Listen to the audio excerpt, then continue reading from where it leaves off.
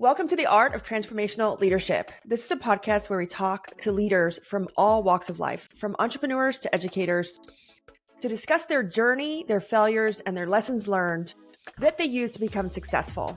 Stay tuned and learn how to lead with confidence.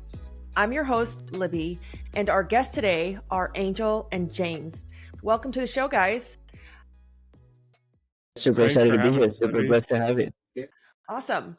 So I do have your bios, but I would love for you guys to introduce yourselves because I don't think reading a bio does justice for the person. Awesome. Well, Libby, super stoked to be on today's show, and it's just been a pleasure connecting with you over these last few weeks. I'm James. I'm a connector, a provider, an initiator, something that we learned at a recent conference, how to introduce yourself. Entrepreneur, husband, and overall father, and really big into the cleaning sales space, and blessed to do it with my business partner and my good friend Angel here. Yeah, Angel Sandoval here. I'm a challenger, server, and a connector. Those are the three things that categorize me. First things first, man of God. Second is a husband. And third is a businessman and entrepreneur. I love figuring things out. I consider myself more of an intrapreneur than an entrepreneur. So I like to get with people that like you two that have the big vision. And then I make sure that we accomplish your vision. So I'm more of on the intrapreneur side.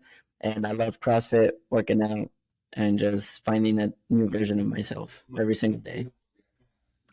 Awesome. Thanks for the great intro. We met virtually actually through a mutual friend, Jody, who she might be listening. And I had the pleasure of, yeah, she's amazing. The pleasure of being on their podcast earlier this week, and we're having them on ours. But, you know, for our listeners that aren't very familiar with you guys, what you guys do, and we'll put some of these links in the show notes, but tell us about what it is that you guys do exactly for the cleaning industry. Yeah, you know, I think I'll take the first stab at it here and let Angel fill in any of the gaps. So now I've been working in the cleaning industry for really the last 3 years, kind of fell into the cleaning industry by, we'll call it by fate. Just the grace of God kind of led us here. We really focused on janitorial sales. So we have a company, Day Porter, which then transformed into a podcast, which is now a new entity called The Profitable Cleaner, which led us to an event called Cleaning Profits. And we're about to host our second event. And along the way, we've just been able to meet great people. Angel will have a few gaps to fill in along the story and just partner with great people along the way. So my expertise is really in now janitorial sales, big on personal development and leadership. And and then obviously now a podcast host over the last 2 years with The Profitable Cleaner. Angel, what did I miss, man? Yeah, basically what we do, right? So for Day Porter, what we've done is people come to us and we basically leverage Latin America and we staff their sales development portion and sales enablement side of their business with talent from Latin America. Specifically, right now we've grown in Nicaragua, now Bolivia and Spain. And then as far as we're basically just building a little ecosystem, Livy, of everything that a commercial cleaning company might need. And so that's why I've also joined USource. And so it's just, you know, it's a little bit of everything. We have a little ecosystem for all. And, you know, you've seen our podcast and you've seen our event. So now it's like a little mini content company inside of our actual company. You know what I mean? But honestly, our biggest thing is pushing the cleaning company CEOs and executive teams into just believing that there's a bigger and something better and the best version of them. That's our true obsession. Awesome. I love that. And I'm glad you stopped on that subject. So pushing entrepreneurs and CEOs. And I like it when we don't leave out that CEO, because the CEO could potentially not be the owner, right? Sometimes CEOs are employees, and we've actually had more of the CEOs on our podcast than the actual owners to learn from their struggles and leadership and what were the challenges they had. But talking about pushing them, what do you guys use to push yourselves? Like, I want to hear from each of you, because at the level we're at with these multiple projects and businesses and podcasts, and I have not gotten into events because I'm just like, yeah, that's another Let's level do one that together. Let's put one together. We could do one together, but I haven't gotten into events yet. But what do you each do to push yourselves? And I want to know, like, what do you do professionally and personally? Because I think that we have another level of entrepreneurism in us, that some people never reach, or they don't know how to get to. What do you guys do? All right. Well, I guess I'll kick this question off. What I do personally seems to always be evolving. And I think that's probably the biggest thing for me right now is learning that personal development and transformation is 100% a journey and not a destination. And I used to think it was like, okay, this is some sort of a destination. When you reach a certain level, whatever that level is, you'll be happy, or then you'll do that. And just really along the way, learning that behavior comes before success. And so what I do is always evolving, but there's a few core things. And number one, it's sticking with winners, surrounding yourself with people that can help elevate you to a different mindset, a different place in life, and never being the smartest person in the room. And also being a man of discipline. And when, like, I say discipline, that's going to mean something different to everyone, but it's being a man of spirituality, a man of God, a man that can lead a family and show up, and then also a man that can be accountable and run in a business aspect. And so, there's different things that I think we all do, from podcasts and the information we consume, and that's great, but it's really putting action behind it. And then really, like, the last 12 to 18 months for me is like pushing myself physically.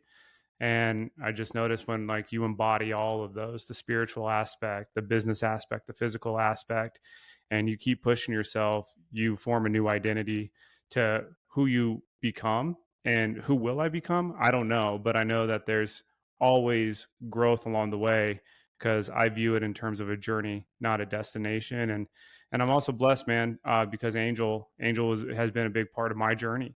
And having a guy, going back to the winner aspect, a business partner like Angel, he's always pushing me. We have mentors that push us. So it's really just surrounding yourself with that environment that's able to transform you to that next level.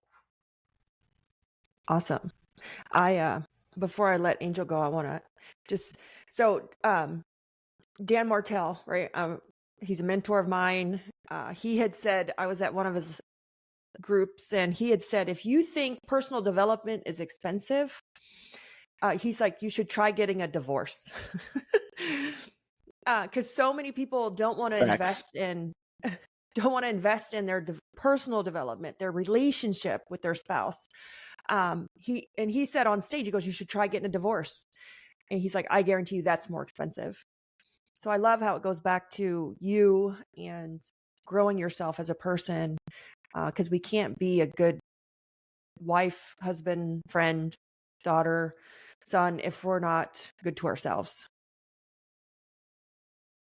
100%. No, so what I do to really, like, push myself is 3 areas: faith, investing, and expectations. Those are the 3 ways that I push myself. Of course, each of them have a different way of doing it. The first one is faith for me. Like, the best way for me to become a professional or find a different version of me is faith. Because I know that there's something bigger. Like, if I truly believe that I'm the son of God and this is my kingdom, then I better act like this is my kingdom, and I better go earn my kingdom. So that's the first one. The second thing is investing. If I want to get better, I put a lot of money into since James, like, I've maxed out credit cards. I've figured out how the hell I'm going to get in rooms. I love being inside of a room where I almost want to, like, cry out of how uncomfortable I am. So, like, for me, that's the best. I love hanging out with competition. Love hanging out with people that do what I do, because then I get to see what I don't know, where I'm at, and where I could go. And the third one, honestly, that pushes me, Livy, is expectations. Hi, I'm George LaRocque, and I'm looking forward to exploring the critical trends shaping the future of work and technology with you over on the Work Tech podcast. Now, this podcast is a little different. I bring together industry leaders, innovators, and investors, and we go deep into market intelligence that matters to HR pros and tech providers alike. So give the Work Tech podcast a listen here on the Work Defined Podcast Network, and please subscribe if you like it. See you there.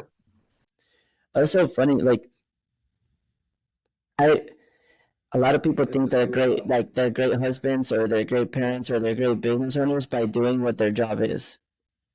Doesn't make any sense. And so for me, it's like by with the minimum. Exactly. They think that the minimum is the job. Like they think that the minimum is the goal. The minimum is the job.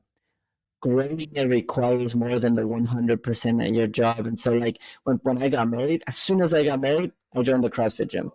Month after.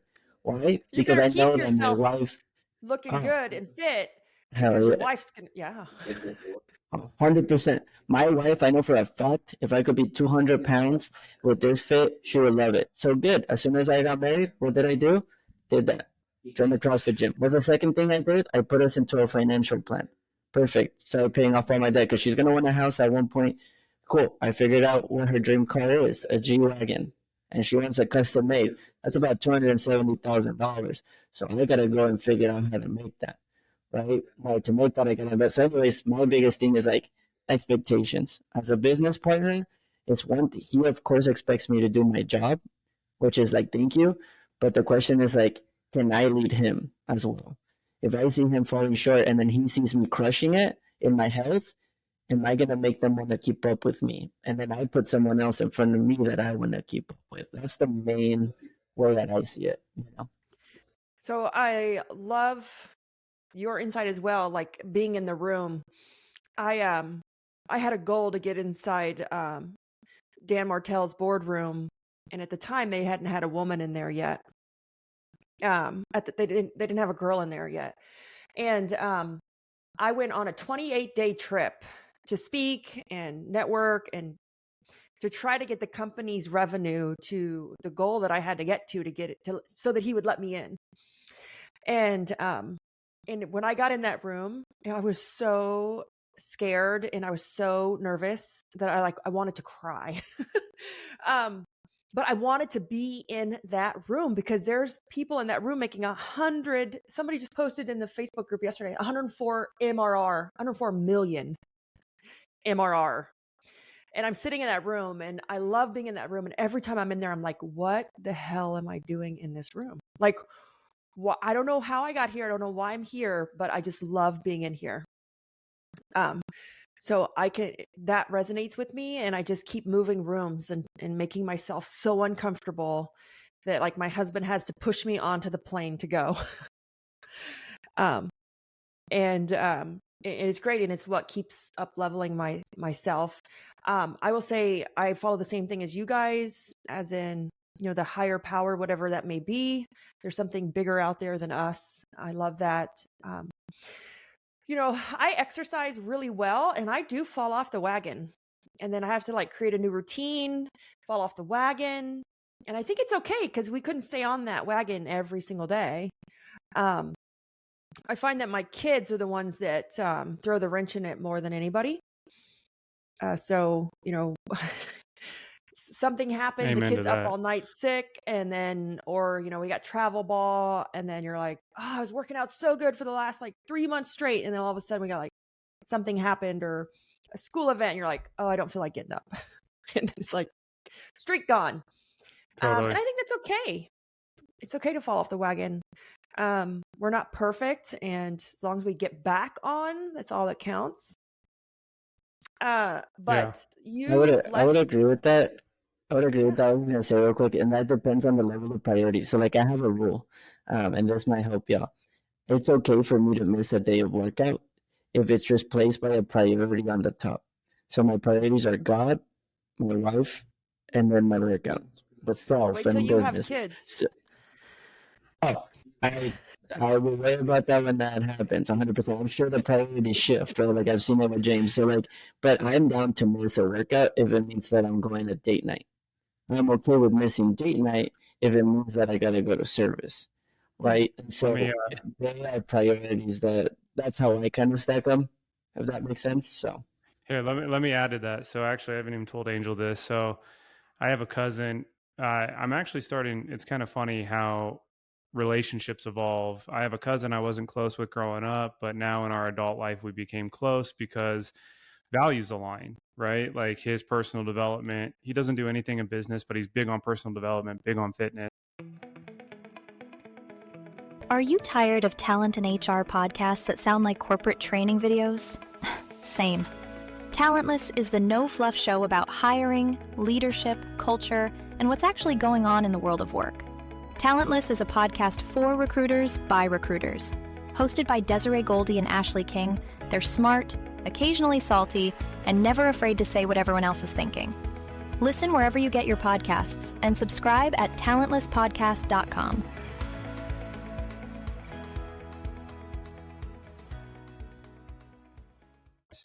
Big on health, and he told me something really good about a month and a half ago, and it was like God was speaking to me because my schedule became crazy. He said, you know what, James, I've decided not to opt in to taking days off because life will force you to take days off. So every time I don't feel like working out, I still gotta prioritize it and work out because I know life is going to throw a curveball at me to where like I just can't, like a sick child or whatever, a crazy schedule to where like I literally just can't. So like life's actually going to give me the days off. And so I'm opting out to like, if my life's, let's say, semi-normal, not as chaotic, I go because life's going to give me that day off. And like this last week, my wife's been out of town. I've been at home. I have a 6 and a 3-year-old, and I've had to adjust my workouts. Like yesterday, I messed up a meeting time with Angel, and I was like, hey, sorry, man. I had to work out from 9:30 a.m. to 10:30 a.m. when I'm really a 4:30 a.m. type of workout guy. And I'm like doing like home workouts, and it's like because it's my priority, and I just had to pivot and adjust because tomorrow I could have 2 kids with 100-degree fevers, and life does give me that day off. So it's just a different perspective, but I think that's growing into the identity of who you want to become, because just 12 months ago, I would have been like, oh, wife's out of town this week, I got a week off. But now it's like, no, we make it off. We make it work now. And I love that. And I felt, so now, you know, I'm involved in running about 3 companies. And if I wasn't putting these priorities in that order, like what you guys mentioned, if I wasn't putting my health in that priority, my relationships, there's no way I could do this. Like, there's no way. We have to be running, and you guys too, you listed 3 different projects, companies you have going on. Like, there's no way that you could do that because you have to run at like prime capacity. One of the best things I ever did is I gave up sugar and carbs. I'm almost on 2 years now. Talk about mental clarity and energy to work from like nonstop. Everybody's like, what is she on? And my husband's like, nothing. She doesn't eat carbs and sugar. So she's just like what about caffeine? Machine. Do you do caffeine still? No, I do caffeine still. Okay, yeah. So caffeine, no sugar and no carbs. I like it. And you just have this mental clarity that comes with it and so much energy that it's insane. And I did it to lose weight, and I lost 50 pounds doing it. But then the doctor was like, okay, thank you. Let's go. Yeah, the doctor was like, James lost 35 too, so I love it. You guys are just a bunch of winners over here. Jesus, I love it. And, you know, the doctor was like, you can add it back. And I'm like, no, I love what it's done for my brain. It's amazing. So that's crazy that your doctor said, can you add it back, by the way? I'm sorry. I love your doctor, but hell no. Why would you? Like, if you finally got out of sugar and carbs, I mean, you know, carbs is, it depends, but sugar for sure. One of my hidden blessings was becoming diabetic 3.5 years ago. I became a type 2 diabetic, and I had to shift now I'm not, just on the same page. I'm pre-diabetic now, and by the end of the year, I know for a fact I'll be normal. because it's an acquired thing. So I unacquired it. I dropped everything that got me to acquire it. So I love that you cut out sugar, because that's what I do. The only thing I do take carbs. That's just because I do all this weights and CrossFit, and I love I need the carbs, but I love that you cut out sugars. Yeah. And I think James may be frozen on us, but we can keep going. Oh, am I? It's okay, but we can hear you. The video, yeah. So I want to switch gears, because you had ended on, what you do, what's your routine, how do you keep yourself like personal, professional, routine. And you talked about you wouldn't be able to keep this partnership going. Right? Because if you're leaving James behind, or you're doing something and he's not keeping up, and I want to talk about that.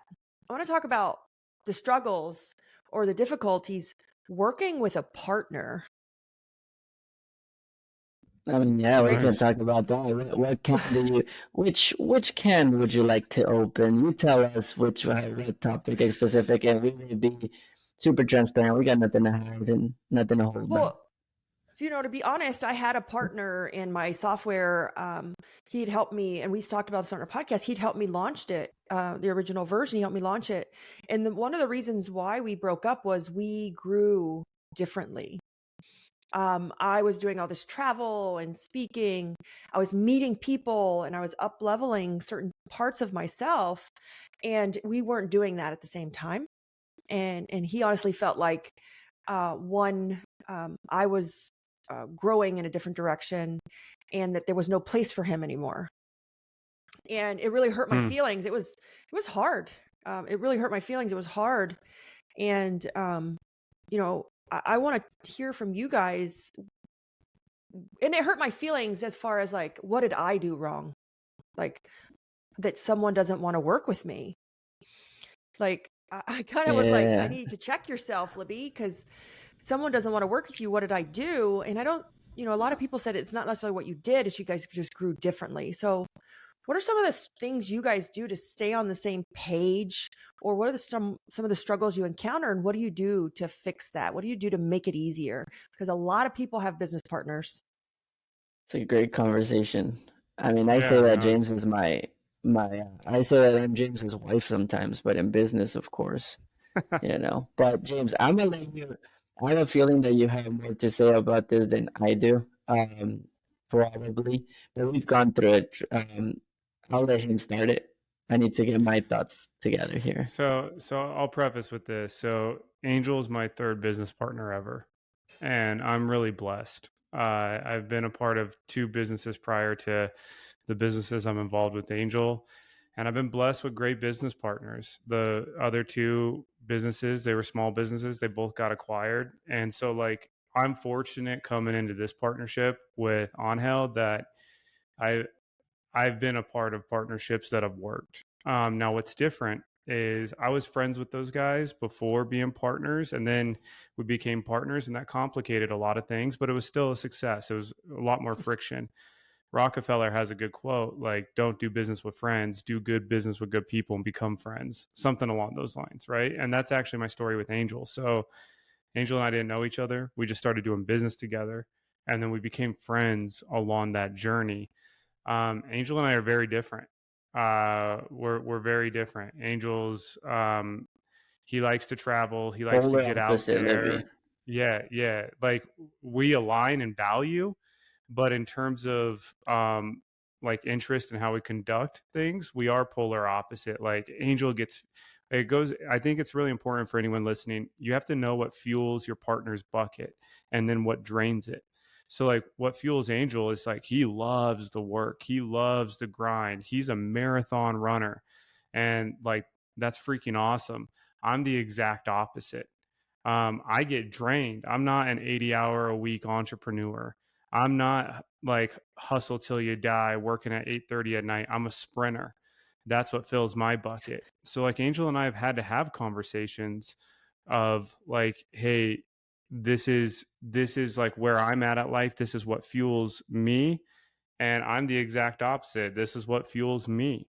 And I think just being open about like what fuels you guys, so you're clear on how to support that other person is really important, as long as your values align. Now, your values have to align. If they don't align, then you're in trouble. Now, they don't have to be like identical, right? But they have to align in terms of core principle. And I think that's key.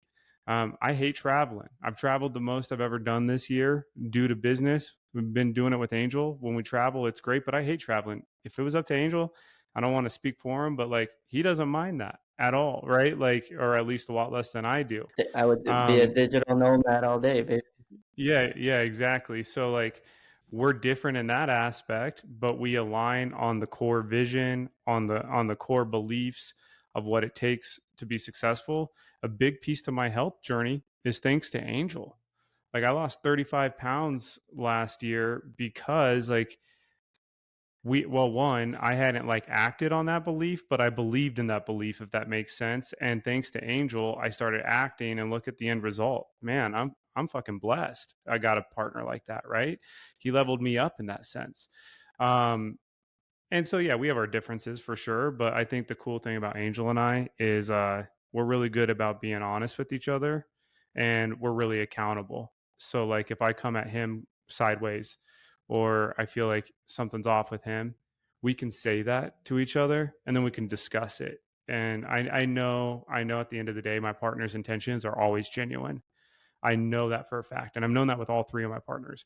And if your partner's intentions are genuine, then, and you guys are aligned, you guys can be different and figure it out. Yeah, I'll jump. Do you want to jump in before I jump in? Well, the only thing I was going to say, I was going to say a few things, but the main one was I feel like me and Angel could be like sisters or brothers from another mother. Totally. Travel, work ethic, 80 hours. It's the Latino in us, like hustle, man. 100%. I agree with that. It is that hustle. 100%. 100%. You know, it's been funny to do this with James because in another venture, we do have another partner, and it's really similar. It's just shifting. It's always shifting, right? And me and him together here, like you said, learning. There's three things like rules. One, and we tell this to our team: understand the intention, understand it, believe it, and repeat it. Like, what is the intention? Why is this person doing business with me? And why did he choose me? And why did I choose him? Like, that is so important. Again, it's similar to like marriage. If the right intention's there, life is going to be chaotic. Emotions are going to be things are going to be said. That's normal. The question is, can you always go back to that core intention? I know for a fact that one of James's intentions is to help me be as wealthy as I want to be, because he has more experience, more real estate has been acquired that I've never been through. So I know that that's one of his intentions to me. So I'm okay with exchanging his intention of that for my purpose of working 80 hours.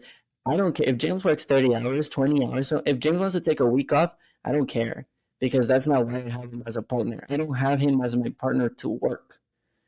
I have him as my partner to keep me focused on making sure that I don't incur a bunch of credit card debt, make a mess with my financials, don't have a financial advisor, because I will do that. I'm okay with that. Does that make sense? I remember two scenarios really, really, really well. One, I was struggling with my partner, and I really wanted to just do something spontaneous before we got married. And I remember James just sent me money out of nowhere, and he's like, "Go to Disneyland." Remember, we're together. We're in Kansas, and he's like, "I was like, dude, I really want to." I was like, "Dude, it's in my dream board to take her to Disneyland, but I can't afford it right now." And then he just fucking sent. Sorry for cussing. He just sent me $2,000, and he's like, "Now you can." And I bought the tickets right there and sent them to my wife. We hadn't been to Disneyland together. It was the best thing ever, right? Vice versa. I remember one day, I moved to Denver for 7 months, by the way, before moving back to Houston, and we made the most out of those 7 months together. I remember him. We were supposed to co-work in the office, and again, his priorities are different than mine, right? If I fight with my wife, I can work that day, personally, because I'm like a hustle. James, if something goes down in life like that, the last thing he wants to do is work. He's got to get his mind right, and that's just his process. I know that. So I remember that one time he shows up, and he's sitting there in the office, and I'm sitting there, and I'm like, what the hell? I was like, dude, we're not going to get anything done. Something seems off. he tells me how him and his wife had this altercation. And so my first thought wasn't, let's work. He's like, but let's keep working. And I was like, no, here's what we'll do. And I went home, and he took his wife to a lunch date, and I took care of the kids. And we shut down business for the day. And it was a good time, by the way. It was a great time. But I knew that if I could get him to focus on what was important in his life, and I gave up what was important for me, which is a hustle in the moment, the next day we're going to make back what we were going to work, quote unquote, and lose back. So I just think it's learning that scenario and having tough conversations. I mean, we've gotten in fun arguments and raise our voices at each other, and we know that the intention's there, so we just go back to, why is he calling this not out? We call it out, right? We don't call people out, we call people up to their potential. So that's something that we always do for each other. Totally. So And Libby, I love that. Sorry, I was just going to add real fast, like there's a level of respect and like I'll even say love at this point for one another, to where like business is cool, but like if business went away today, I still want to be involved in Angel's life. And I think that's a really good spot to be in with a business partner. Now there's some business partners that you're very transactional with, right? And that's understood. I guess this has evolved, at least with Angel and I, to a different level. Like my family loves Angel. I hope Angel's family loves me, etc. So it's you were at my wedding, right? Yeah, business is just kind of like what we do now. But if business goes away, let's make that successful. But like we still have a kinship there, which is really important. And all that one last thing, you got us in the wrong topic or the right topic. I don't know. I love this topic. Last thing I'll say on this, I am more committed, and I've told this to James, like he's the visionary of the business. I can do vision, but that's not my thing, right? I love working. Like you tell me what the end goal is, and then I'll map it for you. You don't worry about the how, you don't worry about, just worry about why and what. I'll worry about how and when we get it. Right, that's my rule here. But it's the one thing I was gonna say is I know his goals more than he remembers his own goals, and he knows my goals more than I remember my own goals. So trust me, if I see him slacking anywhere, like I will call him out, just because I'm officially committed to his goals. So I always tell the team, don't tell me your goals, don't talk to me about them, don't tell me your problems either, unless you're ready to do something about them. That's like my one promise. And I know exactly his goals. I know how he wants to look. I know what he wants to make, where he wants to get that house by the lake, by when with the kids, whenever. I know that. So I'm like, I got to move fast, because if I don't move fast, then he doesn't get it. If he doesn't get it, then I don't get mine. So it's not about me. It's about him. It's about us. So there you go. Awesome. I do love this topic because, I do own another software and I have partners in that software. I'm not the sole owner. And, you can have kind of like imposter syndrome, or your ego gets to you when one, it doesn't work out, like with the one that didn't work out for me. But you guys brought up so many points that while you were talking about it, we didn't have that. You could say you're open, but if you're not really open, you feel that later. Sharing your goals. I love the fact that you share each other's goals. Do you guys meet regularly, or when do you share those goals? Like, how do you share them?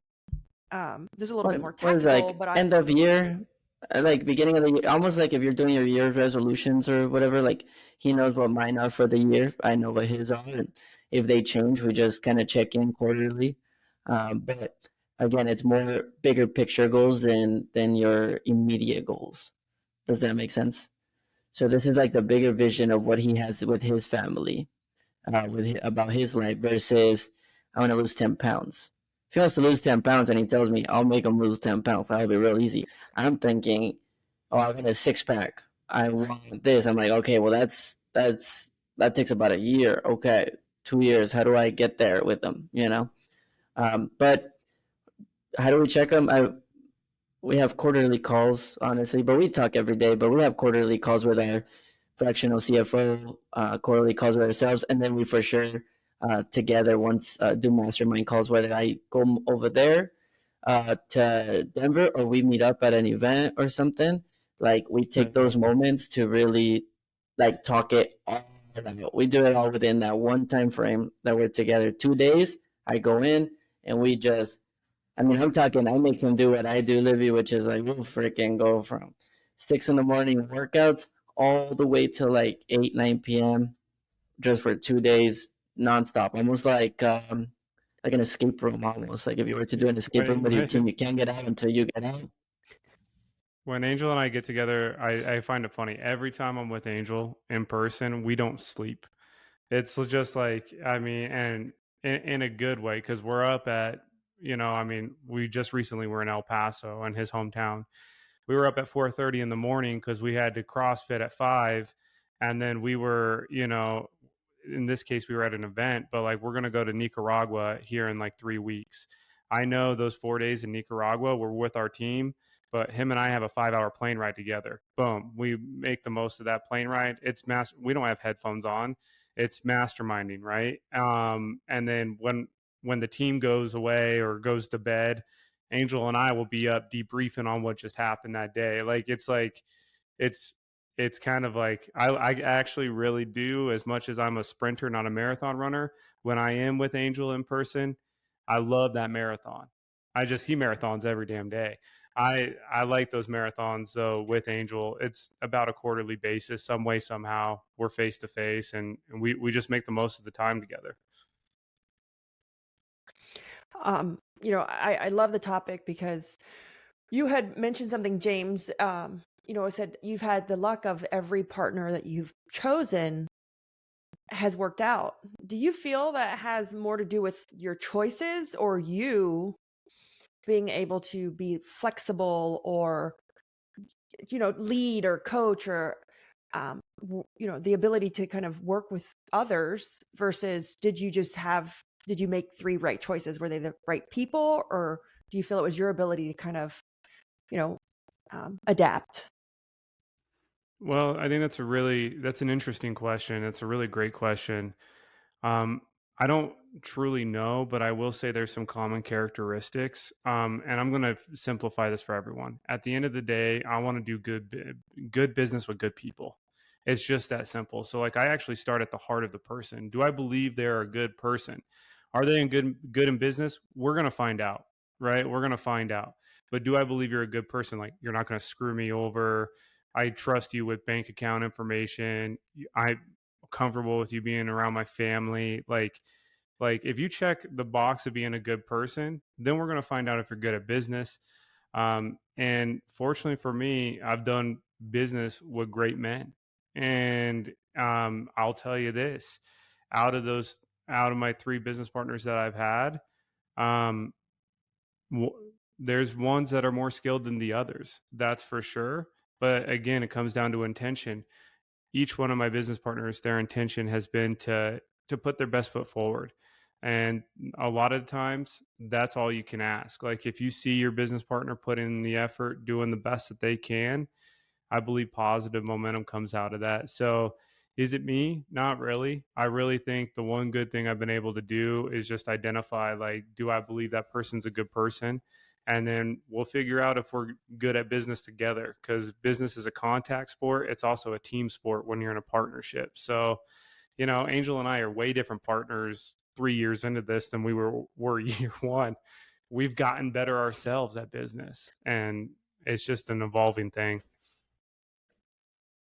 If it's okay, I'll give you some context. I actually think that one, I don't even know if he chooses them. I think we choose him. I don't know if that makes sense, but I don't think James didn't approach me to be his business partner. I approached him to prove myself to him. Does that make sense? I was working at a job and he was just like, hey, you need to do your own thing.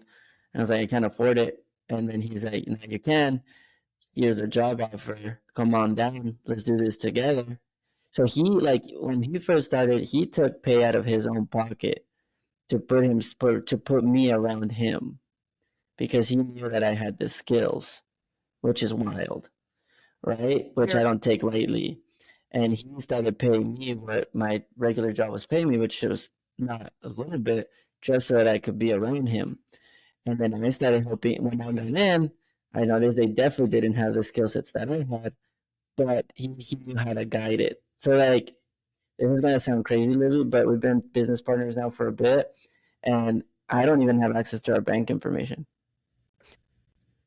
I don't know how. Like, if you ask me, can you write me up an invoice or can you make this deposit? I don't know how. That sounds crazy. Somebody listening is gonna be like, "Are you serious, bro? This is your name on it. This is your business."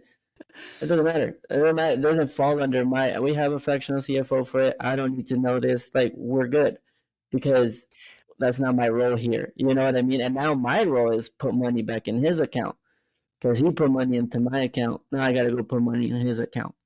This is the gamification of all of this. And I personally think like he has skill sets that I don't have, but he just keeps me grounded. He keeps me human, because if not, I will turn into a machine. Like that, like I will become a machine. My employees know it. They sometimes are like, "Damn, Angel's so harsh." Oh, and then he just goes, "No, sorry, he's just busy right now. Like he's trying to figure out point A through point Z."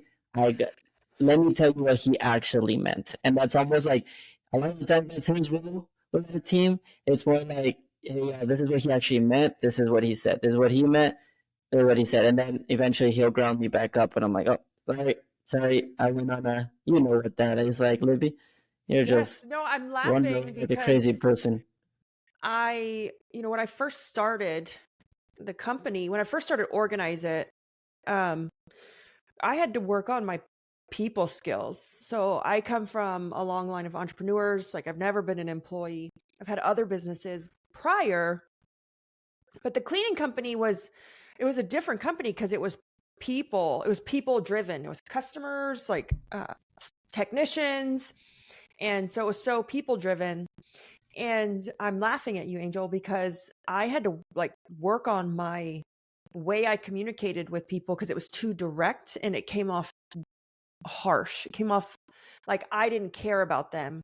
But in reality, I care so much about them, is why I work so hard. But it didn't come off that way.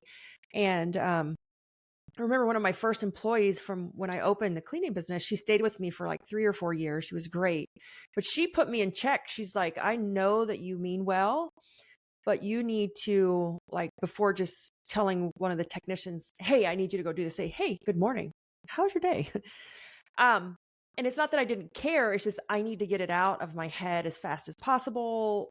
There's another thing going on, another thought process, something else I'm trying to work on, and I just need to get it out or I'm going to forget it. No. And so, that was a learning moment for me. And I still, to this day, struggle with it. Marilyn and Miguel are both on this listening, because they helped me produce it. And Miguel is my tech assistant and Marilyn is my executive assistant. And when I interviewed them, I warned them, I said, I might miss your birthday, and I won't, and I don't mean to, but unless you remind me, like, my brain is going 100 miles an hour, and I won't remember. And it's not because I don't care. It's just, there's so many decisions to be made every day. And then on top of that, like, there's kids, and you have partners, like spouses. And I know exactly, Angel, what you're talking about. And, you're lucky that you have your partner, James, that kind of keeps you in check. I'm actually pretty transparent about it. So I'm hoping the employees try to keep me in check, because I know it's a fault. And so I always bring it up. Like, I'm sorry if I'm doing this, or I'm sorry if I come off this way. One of the things that hurt my feelings the most, when we were going through the EOS process, I had hired an implementer, and we were going through the leadership 2-day training, and we were doing the people analyzer, and they were going around the room and they were plus minusing everybody. And I got a minus on caring from a few people. And I wanted to cry, but you can't say anything, right? You can't do anything because they're being open, they're being vulnerable. You should send us that. I want to do that. I want to see that. That's amazing. I was like, I want to go through the EOS. Yeah, I've been wanting to do it. Oh man, that's a whole nother like we could just talk about that for hours. So I've had implementers. We've been running on EOS and Organize It for about 4 years. I have an EOS fractional integrator for WootRecruit. So all the companies we have run on EOS. We love it. But when I was going through that process, that was like another one of those moments that I remember sitting at that table saying, my employees think I don't care. And that was one of our core values. And I was like, what am I doing wrong? And so I can so relate to that. And I was appreciative that they were open enough to do that. So we need to wrap up soon, but I want to leave with, I want each of you to give like, what is your best piece of leadership advice where maybe somebody that's newer or even not new, maybe it's the difficult situation or conversation. What is your go-to? It could be a leadership book, a leadership thought process. Like, how do you hold that leadership skill when times get hard or they don't think there's light at the end of the tunnel? How do you come out with that confidence to be a great leader? That's such a Yeah, we strong question. got process that a little bit. I'm just going to kind of let God speak through me right now for what's coming through my heart and my mind. In terms of tactical stuff, if you guys want a good book that really changed my life, Jocko Willink, Extreme Ownership. It's a great book on leadership, written by an admirable Navy SEAL, but it's not a military book. It's a leadership book. Extreme Ownership. That's something tangible that you can do today. You can listen to on YouTube or whatever. I'm also going to give a shout out to our good friend, partner. He's teaching at our event here in September, Yigal Adato.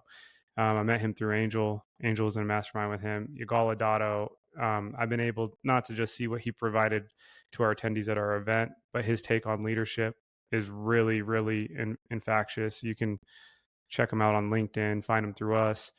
But I've been able to attend a few of his trainings. Love his take on it. At the end of the day, though, if you want to be confident as a leader, you got to be, I think, two things. It starts with self-leadership. So you got to be confident as you. So you got to fulfill the promises you make to yourself. Getting up at that time, you get your ass up at that time. You're going to go to bed and journal the night before, or whatever the commitment is you made to yourself, you do that. You start with the small things, fulfilling to yourself, because if you can't manage yourself, you can't lead someone else. And then I think it comes down to intention. Like, you really do have to care about the other people winning.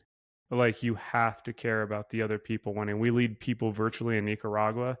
Would have been really easy for Angel and I 3 years ago to be like, oh, they're VAs. I hate the term VAs. I hate the term virtual assistants, because so do I. To me, yeah, it just makes them feel like not real people. But then it's like, no, Elia Maurice, our employee relations manager, is a real person in a tough situation. And our goal is to make her $3-5 grand a month, to make her believe that she can achieve something so incredibly valuable. And you have to care about that at some point, to bring in the other people along ahead of you, not just with you. And I think you really just have to be intentional with like caring for people. Awesome. Before I answer this, what was the question again? I want to make sure that I hit it right on point, especially if this is the way we're going to exit. Angel's brain was already like, woo, thinking about the next thing. No, I have my answer, but I want to make sure that this is the actual, I want to make sure that it makes sense. No, my question is, do you have any tips for somebody just starting out, or maybe not even starting out, they're just struggling, that there's light at the end of the tunnel? What are some of your leadership go-to either books or tactics where you find the confidence to lead with confidence? Okay. Yeah, okay. Sorry. Yeah, I just want to make sure that I was gonna, one, I think the book and Yigal, he keeps me in check. I think that's always awesome. But you said to keep light at the end of the tunnel. One, perspective and mental frameworks are the most important things you could do if you're in a dark spot like that, right? Because if you really think about it, there's not really darkness, there's only just lack of light. And so if you're trying to figure out what the light at the end of the tunnel is, it just means you're not grateful enough for what's already around you. So first tip and tactic, perspective and gratitude. First one. As a while, my sister's a nun, and she's a nun in Italy. And one of her prayers is always, hey God, if anybody's going through darkness, I ask you that you give me darkness so that you can give them a sense of light. So she literally prays for suffering just so that somebody else can finally relieve themselves from it. But that's that she can only do that from a position of perspective, gratitude, and power, right? So one, that would be my first one. The second one is just get real, man. Now let's move away from it. Get real. Do an actual audit of where you're at. Self-check. You want to see how? Yeah, hell yeah. Like one of the best things Andy Elliott said is like, hey, message all your team members and ask them who their mentors is, and if your name is not there, why you not?